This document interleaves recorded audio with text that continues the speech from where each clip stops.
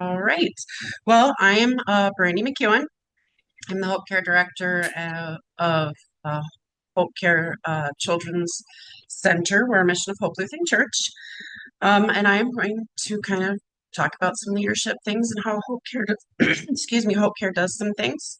I'm also an ELEA member and an ECE advocate in my area and try to help out where I can with what I can. So I'm going to kind of start out with an opening devotion before we kind of dive into everything. Ephesians 4:2. Be completely humble and gentle. Be patient, bearing with one another in love. So some reminders. Um, Great leaders inspire their people. Um, we equip our teachers, our team, and our staff with meeting them where they're at and understanding where we need to help them get to based off of themselves and who they are as a teacher and an individual. We walk alongside our teachers. We're not behind them, we're not in front of them, we're beside them throughout their journey. Um, and grace creates trust, growth, and influence. Great leaders don't just simply manage tasks. They inspire people, they equip them for success, um, and they work together with their team for goals. It's not just a dictatorship. Um, For Hope Care itself, grace is a huge proponent for us. Whether it's professionally or personally, a lot of things impact a day to day, hour by hour. And it's important to take into consideration that everybody is a human and we need to have that grace. And most importantly, is that faith is our leadership foundation. Um, you lead with faith, you grow with faith, you share the faith, and that needs to be a point of inspiration as well as sharing with your teachers, your team, and no matter what role you are. So a little bit about CARES. A lot of people are probably familiar with CARES when it comes to child emotional social regulation in terms of for the adults, and there's a child perspective. It's rooted in PCIT.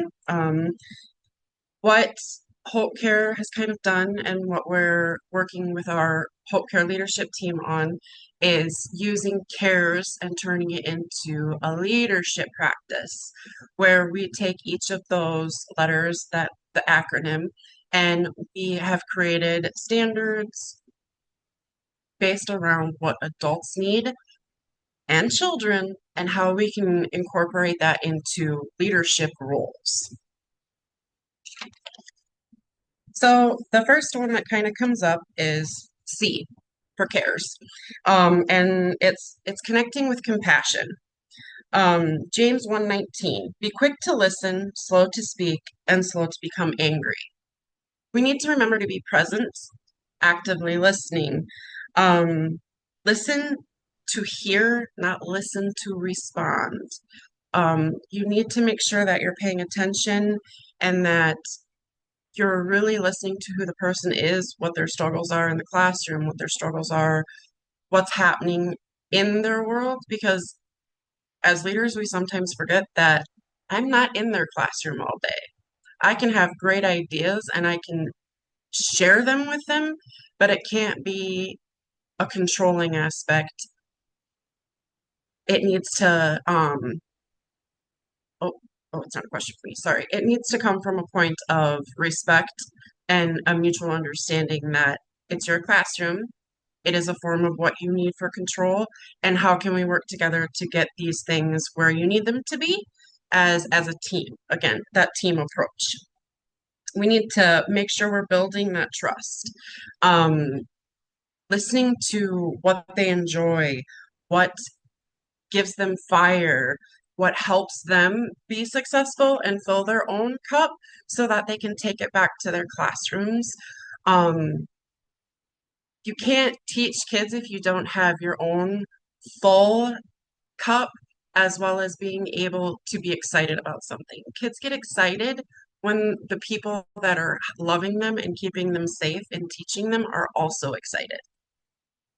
Some of the things that we do to make sure that we are showing our own compassion for our teachers is we make sure that we check in. A leadership team member checks in the morning by walking around to all the classrooms, seeing all the students, checking in on teachers, just making sure that we're present in a physical and emotional way, not just, okay, I walked through, I waved at you. It needs to be intentional and thought about. Also, that's a great opportunity to kind of observe things in a natural way versus I'm coming in and doing your observation today. When you're doing check-ins, you're generally just following up with teachers. You're building relationships with the parents, whether it's drop off, pick up. You're also building that relationship and rapport with the teachers to, again, make sure that you're having that connection with them. Not everyone has heard, I'm proud of you.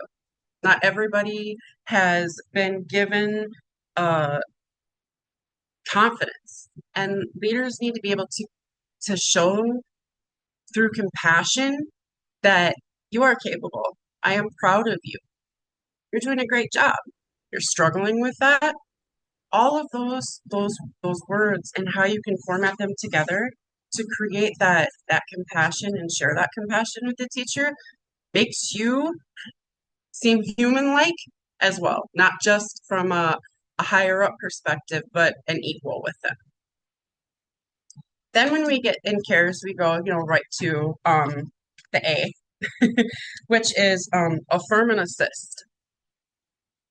Affirmation is a love language. Teachers need affirmation. They need assistance. They need guidance.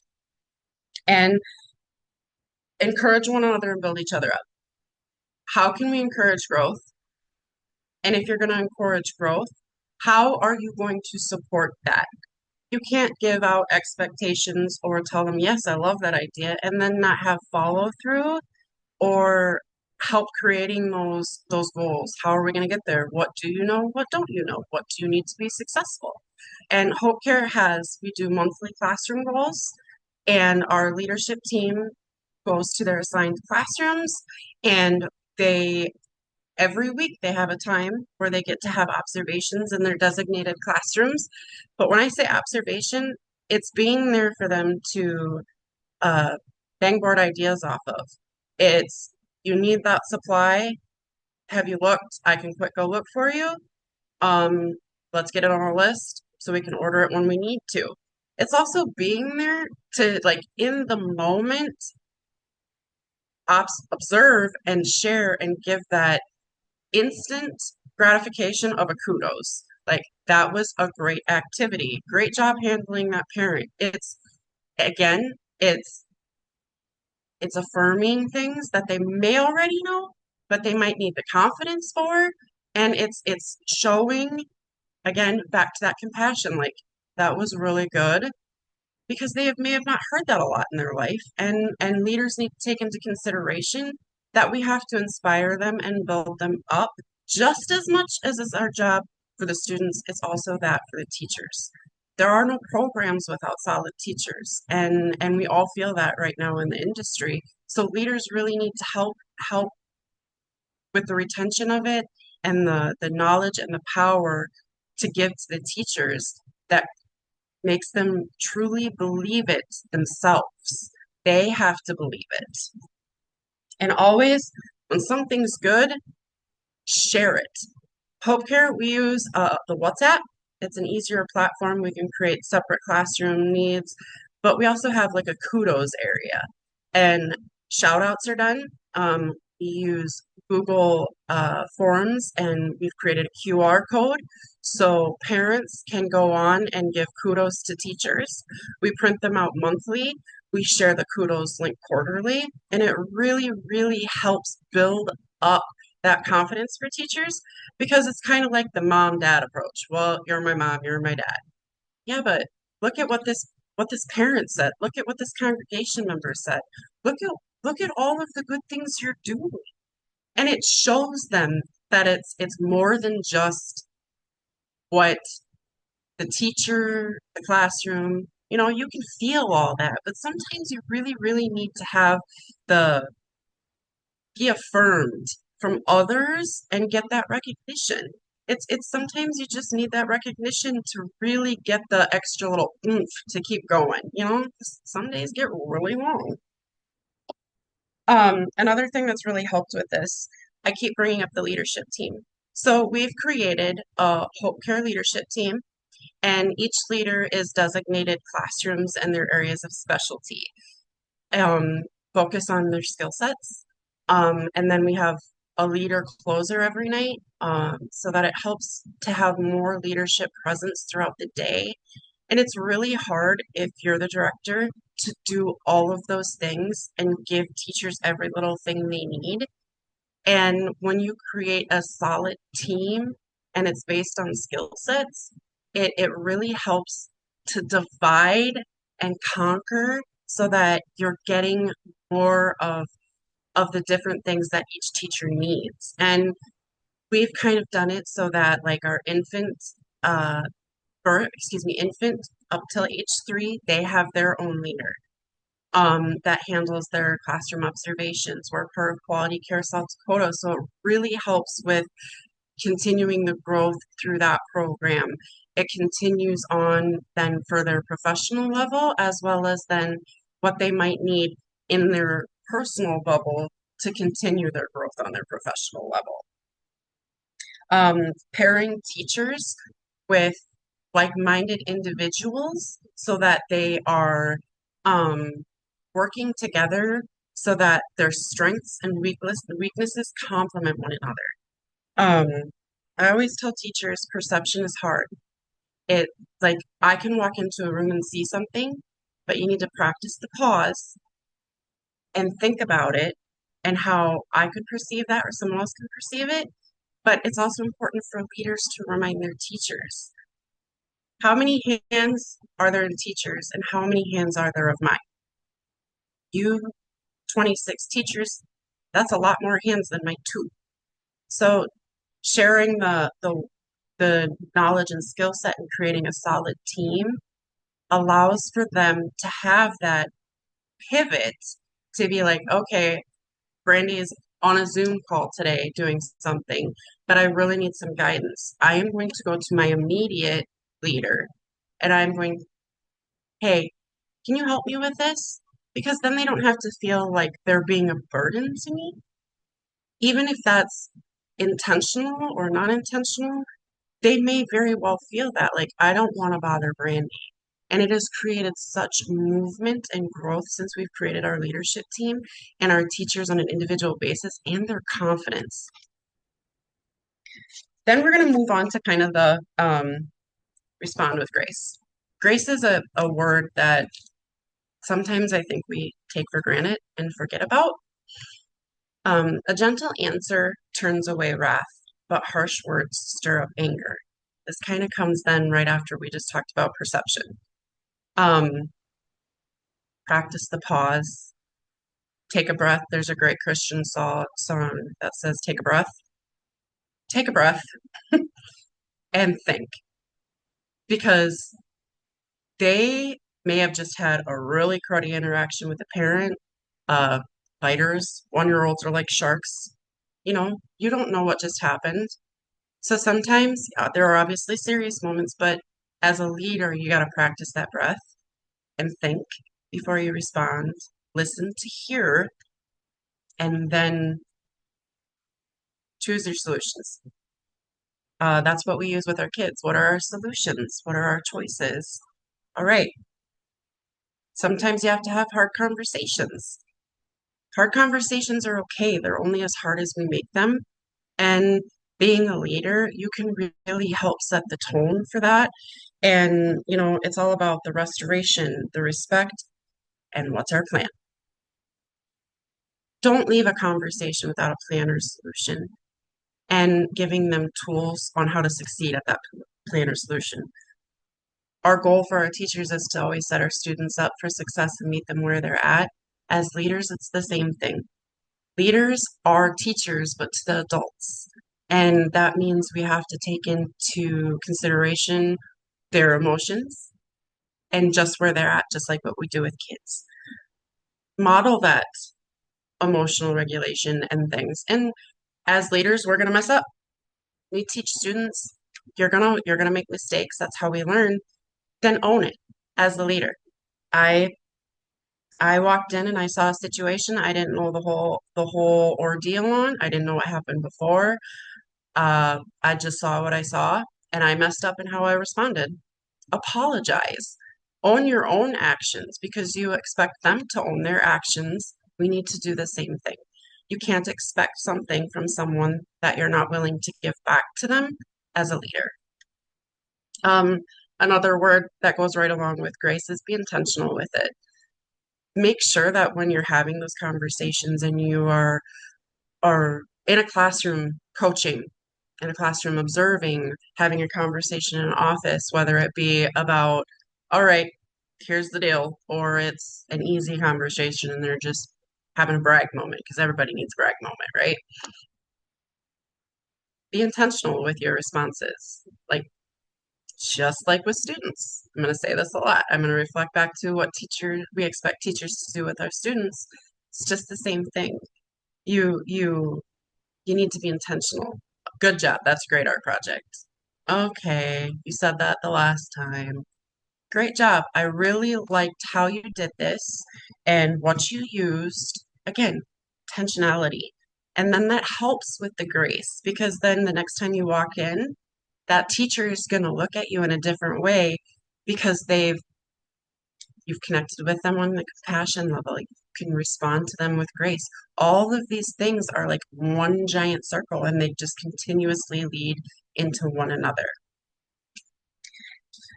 So that's going to take me to clothe yourself with compassion, kindness, humility, gentleness, and patience.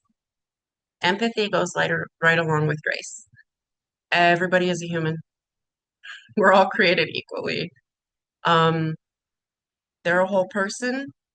Kayla talked about the whole child development, the whole child perspective. People are whole people too. Every human is a whole person that has lots of things that happen inside of work, but also outside of work. I always joke that our office, it's Vegas. Okay. What happens in here when you need a vent session? When you come in and you're like, okay, this is I'm just gonna sit here and I'm gonna listen and you tell me if you need me to listen to help guide or listen just to listen. Ask those questions. Um, Burnout's real, very real in most public service fields, but in education-based programs, it's we're feeling it even more. You you have to create safe spaces. Sometimes we create quiet spaces. I call them musaba areas in classrooms where you just gotta take a minute, breathe. Adults need that too. Sometimes they just need to come in and unload for a minute, cry it out, whatever the instance may be, and then they're a whole new person. We have to make time for that. We have to allow them to have that safe space so that, again, it's building that relationship and showing them uh, so emotional and social regulation because some days you have it and some days you don't. But if we can help them to get a better handle on that and realize when they're at that point that they need those things, it allows them to be better prepared for the next situation and they can learn and grow from each situation. Um, Communication for us is huge in this at HopeCare. We really take pride in giving our teachers their designated planning time outside of the classroom, giving them knowing their planning days. Like I have a list and it's posted by on my desk, and I know everybody's planning time and day. And I can be like, hey, on your planning time, can you stop in? Do you need to bounce around some ideas? Can I help you with something? It doesn't happen every week on their planning time, but the point is I choose to be intentional with it. Everybody can see that I have their planning time posted, and everybody can see that I know when it is, and I do the schedule, but it's being intentional with their moments. It's knowing and respecting their time. Hey, I know you're out of the classroom right now. Do you need anything from me? Can I help you with something?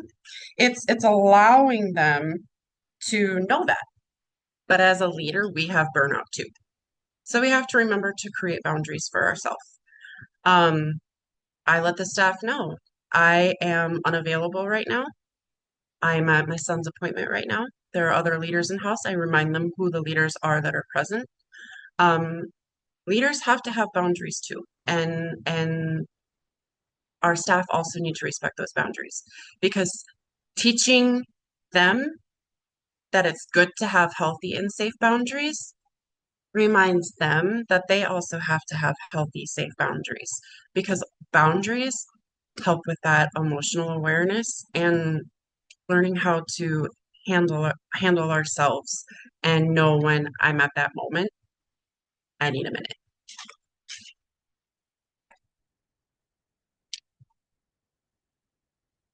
This one's kind of to me, we're serving the Lord. It's a God-given honor, privilege to be involved in ECE and shape the lives of all of those hands. We're building their entire educational foundation, their whole career, whether they go blue collar, lawyer, doctor, teacher, it doesn't matter. But we're also building the foundation for teachers. You might have a 20-year in the field teacher, right? Sometimes I need a little reminder, like we gotta update. We gotta update. We gotta freshen it up. And then you have new teachers who want to try everything at once. And okay, let's let's rethink this. Whoever wants to become great among you must be your servant. We serve one another. Leaders serve their teachers just as much as teachers serve their leader, just as much as we serve Christ. And sometimes, like acts of love, acts of, or that's in love language as well. You know, it's taking into consideration again that a teacher is a whole person, just like a child is a whole child. We can develop future leaders. We can develop that you have this. What can I do? I see this in you. And taking that into consideration and giving them that strength to really just continue to thrive and reflect back on your actions, but reflect it back through your faith and remind them that they're a child of God just as much as the children that they serve. And they deserve the grace, they deserve the empathy and the compassion and all of the things that that leaders need, they need too. And that really just it takes it back into like your mission, vision, and values and centering them around your faith and using that as a leader to then create them to use that as well. So you have that foundation. And does that align with our mission, vision, and values? Does that align with our Christ-like expectations? Because that makes it so much easier to understand. And we as a team, we at HopeCare, we redeveloped our mission, vision, and values about 3 years ago. But we did a survey from all the teachers. We asked for their top 3 words to describe their field and why they love what they love and what HopeCare stands for.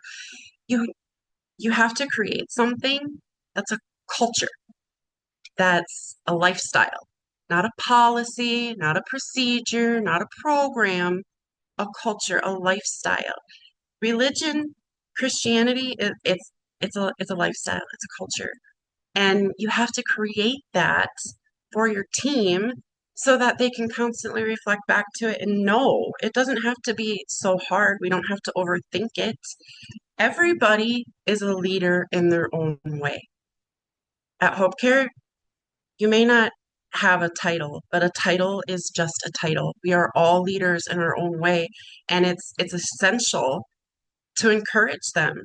You can't solve all their problems for them, but you can teach them how to be strong and have the confidence to handle the next situation with grace, humility, and the knowledge on how to handle it. And it's so easy to do that when you have that strong culture that you've created and you've displayed it, you've role modeled it, you reflect back to it, you share it regularly, and you're consistent with those things for yourself as well as your team.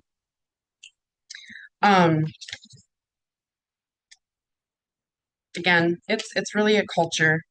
It's you can't put these things onto teachers if you're not going to make it a part of your program, make it a part of your orientation, and really live it, love it, and learn it. Not every day is a walk in the park.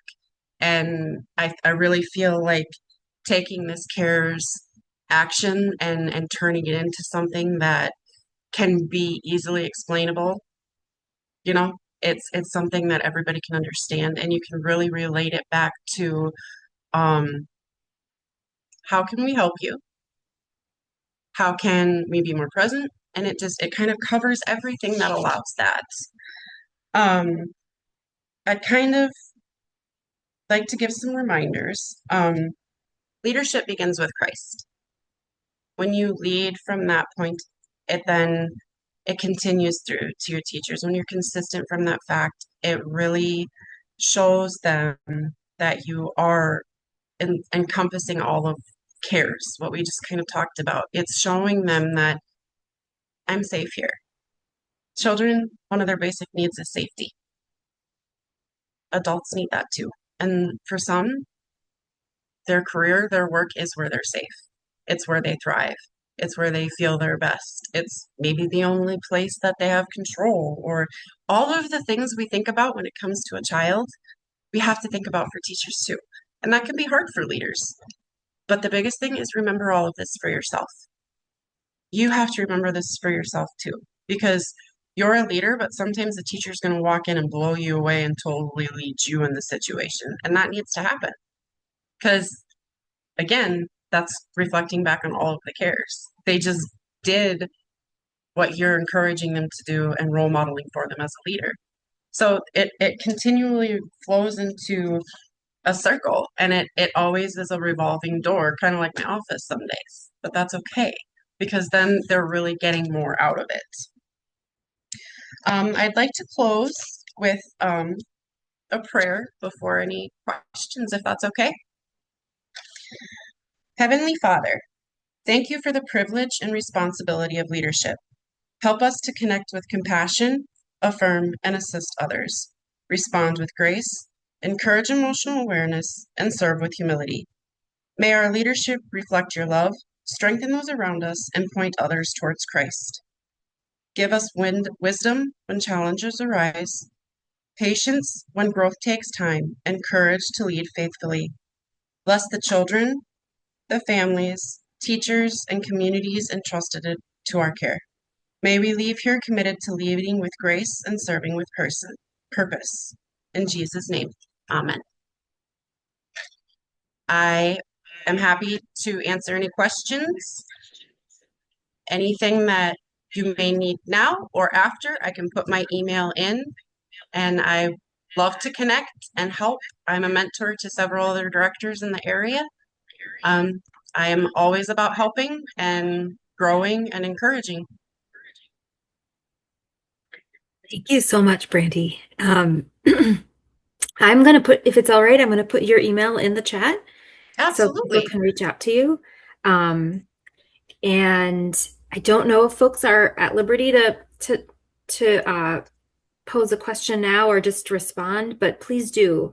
Like if there's something that Brandi mentioned that really resonated with you,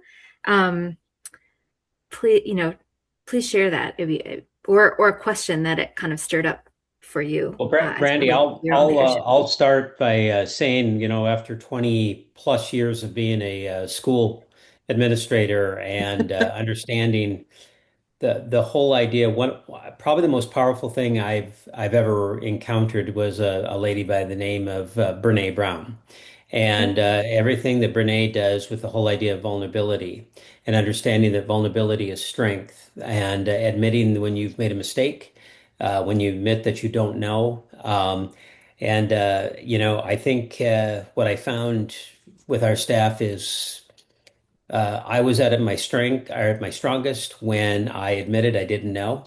Yes. And openly do that because leaders who openly are willing to do that are actually empowering the staff around you, and you're moving in that direction. I had some amazing staff members, and for me to assume that I knew more about what they did when their specific areas would be completely asinine on my part. And my comment I always made was at times when we have a special education meeting, for example, the best thing that I can bring to that meeting are the donuts, because those people that are there are going to take off, and I've got a role. I get that, but I have it should be there, and so yeah. Understanding your place as a leader, as a team leader, admitting when you're wrong, all of those things resonate very well. So thank you. Yep. Thank you for your time in the field.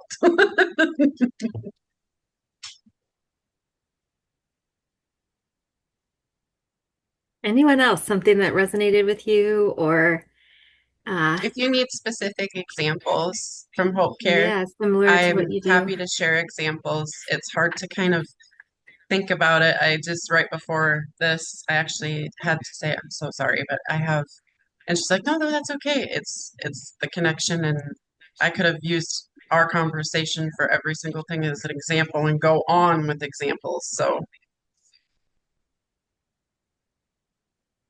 Are you on South Cliff Avenue by Vera? Is that yep, where you're yep, at? yep. Yep. We're right across from the main campus there, kitty corner from the gas Yeah, station you here go. in Hope Lutheran Church. Yep. Yeah. Now, right now where you're, no, right where you're at. Yeah, yes.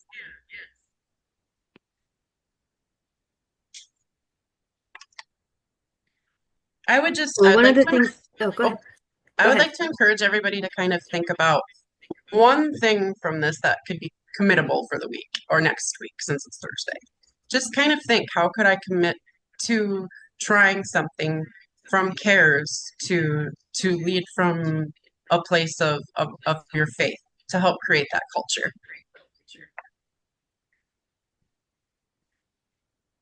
That is great. Thank you so much, Brandy. Um, so as we wrap up, Kevin is going to share just a sneak peek of some resources that he's been engaging with that we felt like could be of real interest to this group. We won't do a deep dive today, but we'll hopefully bring those to a future Faith Caucus. So Kevin, Sure. go ahead. Well, I guess with Kayla at the beginning talking about the advocacy component of what the South Dakota Association for the Education of Young Children is about, the other half of it is professional services and providing for caretakers across the state resources and working on that. And I think the best analogy there is that we are an airplane in flight, still creating the airplane. So we've got lots of tinkering that we're doing.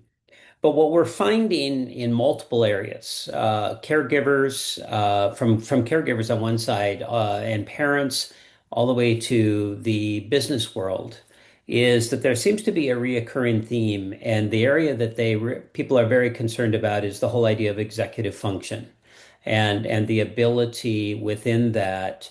And the three core areas of that, which are working memory and developing working memory, cognitive flexibility, the ability to learn and relearn. And then the third one, which is really the biggie right now, I know, and in many levels, is the ability to control our emotions and control ourselves, which you get into the whole idea of impulse control, filter out distractions, and stop the inappropriate behaviors and all that go with that. Those are not necessarily behaviors that children have to have. You can learn how to control those and to take part of that. There's other parts also that are planning and problem solving, task orientation, organization, time management. So those are all there. The other half of what we're finding, and I think that this is why I'm probably here more than anything else, is, and this goes back a very long time ago, and it's still incredibly relevant, is the whole idea of development, the developmental assets framework and developing assets, which is part of an entire framework that was put together by the Search Institute, which was actually faith-based in its nature. And there are internal and external assets that you help to develop, and there's ways to do it. And there's hard research behind that shows that when children have these in their lives, they will use those towards a successful life, as we would define it, and those children who don't have them have a higher tendency on the other side of that. And so both of those are there, and those include things like support, empowerment, boundaries and expectations, creating and learning how to use your time constructive. And you'll see that the whole idea of executive function and building these really intermingle. And a commitment to learning positive values, social competencies, and positive identification. So there's lots and lots of things with that. And, I suppose it kind of falls into the duh category, saying, well, yeah, this is what we all do. But I don't know, at times in our area, and I'm going to say as guilty as anybody as a school person, that we put an enormous amount of emphasis on literacy instruction. We put a lot on teaching children to read, and then numeracy, math.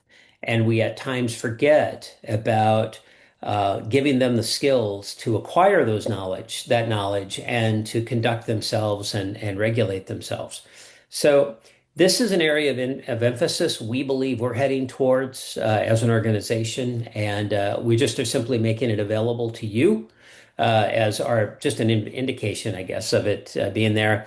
We're still working on how we plan to do that, and ways that we do that. We have some amazing resources, amazing people, college professors, and longtime instructors at various levels who are at our disposal, along with other organizations that are outside of us who we partner with.